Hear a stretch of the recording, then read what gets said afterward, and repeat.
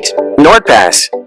It creates strong passwords for you, keeps them safely locked in a single place, and automatically logs you into all of your favorite online accounts. And you can access it all on all of your devices, even when you're offline. That's NordPass. Ready to hop in the 6-4 and cruise around the blocks? There's a storm coming to the underworld and the heat is on. Take over the blocks and call the shots. It's time to hustle or get hustled. What's it gonna be? Stay sharp. It's a dog-eat-dog world out there. Don't let them catch you slipping. Only real gangsters thrive in the dope wars world. This is a picture of Ukrainian soldiers. They're looking kind of happy and content. This must be the case because they're winning. At least that's what the message in the Western mainstream media is. Now, in the Russian media, it would be in a different direction. It'd be saying, look, Russia's winning, Russia's winning, Russia's winning. And the West is saying, no, Ukraine is winning, Ukraine is winning, Ukraine is going to win, Ukraine is going to win. And Russia says, Russia's going to win, Russia's going to win. Meanwhile, there's this. These are American soldiers in Syria. What's the connection between American soldiers in Syria and the Ukraine-Russian conflict, and who is winning that conflict? That's what I'm going to be talking about in this video. Hi everybody, this is Crypto Rich, working with you to get rich with crypto, filling our pockets with crypto profit. If you're watching this on YouTube, well, you probably won't be, because I'm not going to upload it to YouTube because of the censorship on YouTube, and YouTube probably won't like a lot of the things that I say. I cover crypto and I cover politics. Please come and follow me on bit.ly/CryptoRichOdyssey, where I post way more material than I do on YouTube. You can also find me on Crypto Rich 3Speak, but I don't post that often there because you know, I'm lazy and it takes time and effort. Now you can support my work by subscribing, clicking the like button, commenting, all of that stuff. It just makes a difference, and support me in having my Odyssey channel grow. Also, you can follow me on Twitter, CryptoRichYT, and join my official Telegram announcements channel. Now, whether you think Russia is winning or Ukraine is winning, whichever side of the political fence divide you're on, I'll tell you, peace ain't winning. That's what we need. We need a breakout of peace. But meanwhile, the Western mainstream media, the BBC, the Guardian, New York Times, all of that just go on about Ukraine is winning, Russia's going to fold, Russia's going to fold. And I imagine, I don't read Russian, so I can't really tell, and I don't really go to RT to get updates, but certainly there are Russian Telegram channels that are in English that I occasionally have a look at, talk about how well Russia is doing. Well, how do we really know? Because, you know, there is a concept, the fog of war, that there's so much propaganda, there's so much bias, there's so much subjectivity. How can you really tell? Plus also the situation is so fluid. It keeps changing and moving and changing and moving. Well, one way is to go to independent media, you know, reliable independent media. People like Graham Phillips, who has tragically been sanctioned by the UK government without going through any sort of trial procedure. But also, of course, the Duran and Tom Luongo, New Atlas, Scott Ritter. Now, they and many other independent analysts like that could face charges legitimately or illegitimately of bias. They may favor one particular position versus another, or just because they say we think one side is winning as a function of their analysis, it might look like, you know, somebody could criticize them and say, okay, you're just Putin's puppet, or you're just part of the Zelensky Western imperialist crowd, whatever it is, right? And then you could go to the global South media like WION in India, or a Brazilian outlet, or an African news outlet. But then you could be arguing, well, wait a minute, that outlet, that country has ties to the West, or it has ties to Russia. So how independent are they? We could take a look at the currency markets and economic indicators. And here you can see around about February, when the war started, this currency fell against the dollar. So this is the dollar rising. And then what happened was that the dollar began to fall against this particular currency, which is one of the protagonists in the Ukraine-Russia war. Could be Russia, could be Ukraine, right? And that currency is much stronger now. In fact, it's stronger now than it was before the war started. This is the currency of the other protagonist. And we can look here. This is when the war started. Here, the 24th of February, when Russia invaded Ukraine. And this currency fell against the dollar. This is the dollar rising. Here it must have been fixed, and then they did a readjustment the 21st of July, and oh my God, it fell quite a bit, and now it looks like they've got some sort of fixed exchange rate again. But you can see how much weaker it is against the dollar compared to when the war started. Now, can you guess which one it is? This one is the Ukrainian hryvnia. I hope I've pronounced that correctly, and it has lost a lot of value against the US dollar. Meanwhile, the Russian ruble is the strongest currency in the world this year. And while many other currencies like the Japanese yen, the pound, the euro, the Swiss franc are all losing value against the US dollar, the ruble is maintaining a steady rate right now here, around about 61.5 rubles to the dollar. But it did start before the war. It was at, it would take 75 rubles to buy $1. It went up to, I think, something like 120 rubles to buy $1. But it's since recovered. So certainly the foreign currency markets have more confidence in the ruble than in the hryvnia. In fact, they have more confidence in the ruble than they do in the dollar, which, given that the Federal Reserve are raising interest rates, I think says something for the strength of the ruble in the FX markets. Now, this video was inspired by an article that I came across in the Epoch Times, which headed with "Ukraine is winning, and this is what winning looks like." And what they do, and what I'm going to do, is I'm going to go through this article looking at some of the economic indicators to try and assess which one is really winning. Now, you may already have some sort of idea, especially if you're a regular subscriber to this channel, because I have Tom Luongo and the Duran, and you may also watch the work done by Garland Nixon and Scott Ritter and stuff. Let me know in the comments below, right, before I continue, who do you think is winning and who do you think is going to win? Although really, strictly speaking, nobody ever wins in war. Human beings just get killed, and cities and countries and livelihoods get destroyed. So let's take a look at this article.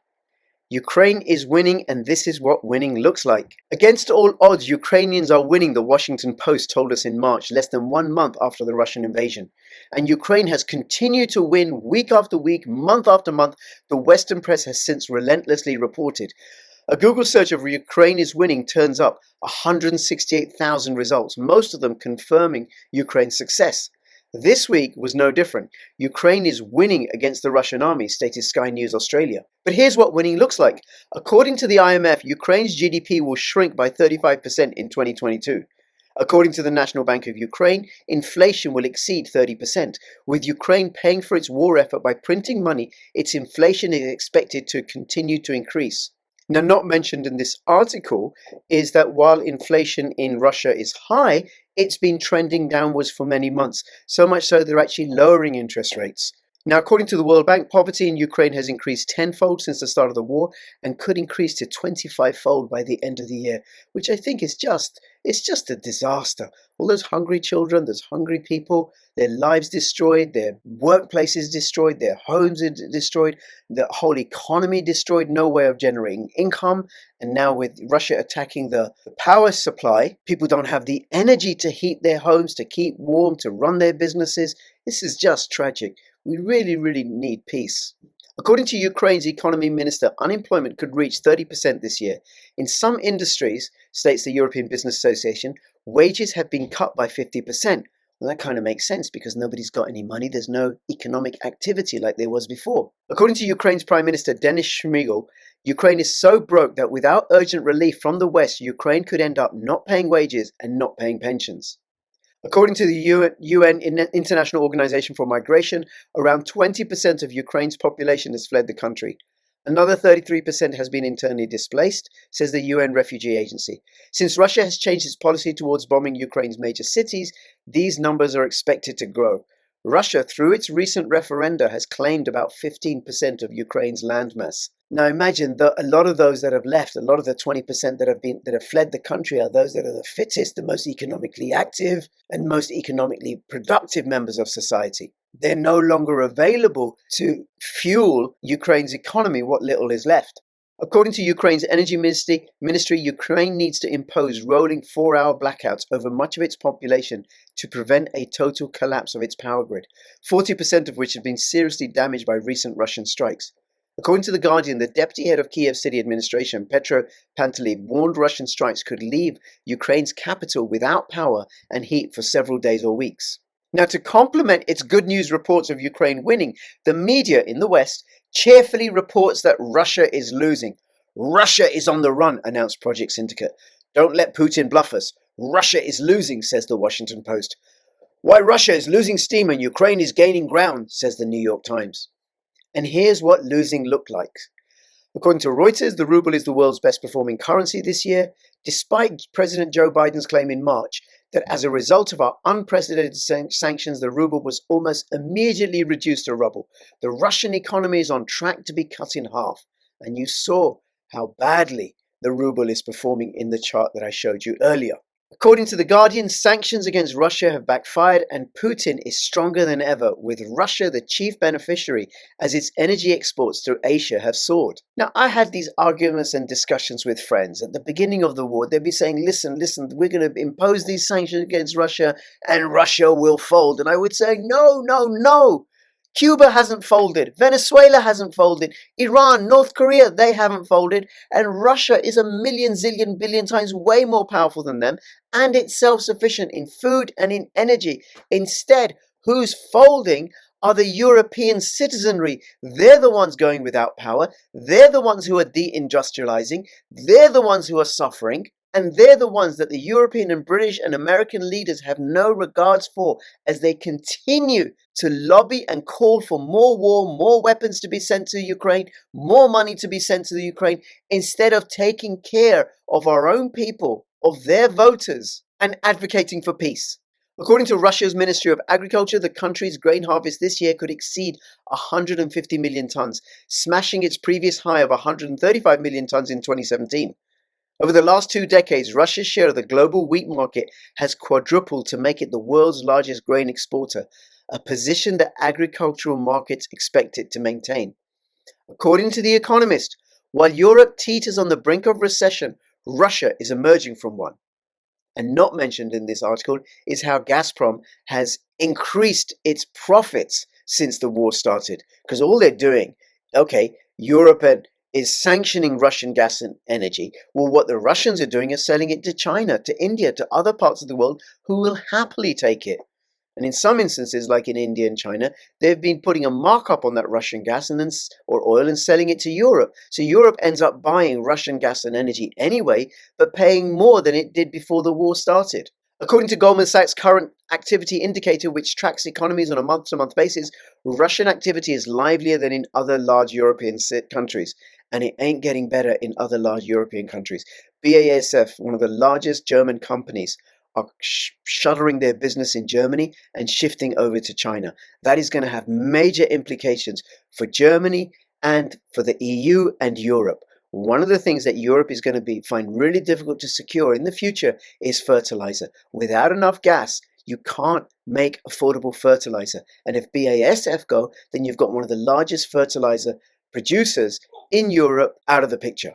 Then the question that I have for all those who advocate for the EU and are supporters of the EU and those who want the UK to go back into the EU is going to have no money. Germany provides most of the income, the bulk of the income for the European Union as the largest manufacturing base. Well, it's deindustrializing itself without Russian energy. So where's the money going to come from to fuel the EU enterprise? According to Chatham House, it's a myth that Russian military spending is unsustainable, dashing hopes among many in the West who've predicted that Russia got in over its head by invading Ukraine. Russia has historically maintained its military spending even during times of hardship, and this week it announced a multifold increase in its output of tanks, high-precision missiles, and artillery pieces. In fact, I read somewhere that the US has given more to Ukraine than Russia spends in a whole year on its defense, on its arms industry. All that money being spent on the killing of people versus let's resolve this peacefully. With press reports showing that Ukraine is winning so decisively, the West is maintaining its winning formula, confident that the sacrifices its people are making, with sky-high inflation and a Europe expecting to freeze in the dark this winter, are well worth it. Well, the decision makers aren't going to suffer. Ursula von der Leyen ain't going to suffer. Herr Scholz in Germany ain't going to suffer. Who's going to suffer are the poor and the elderly in Europe and in the UK. The 8 previous rounds of sanctions have worked so well now that a 9th round is now being planned. Why change course when everything is going your way? And then I'm like, well, what else is there left to sanction? They sanction every bloody thing. And then I'm reminded of Einstein's quote, madness is doing the same thing again and again and again, expecting a different result. We really are being led by insane leaders. There is no one in Europe, no leader of any country, apart from Viktor Orban, advocating for a peaceful resolution. Meanwhile, Donald Trump, he of the mean tweets, with his rallies, every stump speech, he's saying we have to have peace, we have to have peace, we have to have peace, we've got to stop the killing. The first president since Jimmy Carter to not start a new war. Now, what has all this got to do with Syria? Well, the West is united in its opposition to the Russian invasion of Ukraine. Russian invasion of Ukraine was illegal, they argue, and Russia needs to go back to its borders prior to 2014, prior to Donbass and those regions. They need to be part of the Ukraine again. Crimea needs to return to the Ukraine. Now, one of the things that Russia did was it did give those regions, Crimea and the 4 regions recently, a referendum. Now, that is a whole lot more than the US has done in Syria. So what connects Ukraine with Syria is hypocrisy, a thread that runs through the ruling class and the Western polity. This is a short article from the Middle East Monitor. US controls 90% of Syrian oil. Syrian oil minister Bassam Tamar has revealed that around 90% of Syrian oil is under the control of US forces. The Americans and their followers are acting like pirates as they are targeting the Syrian oil wealth and oil supplies. He stated that the total and indirect losses of the Syrian oil sector had exceeded $92 billion, noting that what happened in Syria has never previously occurred regarding the exploitation of wealth and supplies. So the United States is occupying 1/3 of Syrian territory illegally, unsanctioned by the United Nations or the Security Council. Not only that, these are not soldiers that you see here. These are pirates because they're stealing Syrian oil and also they're stealing Syrian grain, thus depriving the Syrian people of an opportunity to use their resources to rebuild their country from the violence that from the violence that the US, Turkey, and their ISIS, their proxy forces, have inflicted upon those people. And the Americans haven't even given the Syrians in the territory that they occupy a referendum about whether they want to be part of a occupied Syria run by the United States. Now, my invitation to you, if you have a blue and yellow flag outside your house or flying somewhere, or you wear a blue and yellow flag, which is the colors of the Ukrainian flag, or you have it on your Twitter bio or something, then go put one which has the Syrian flag on it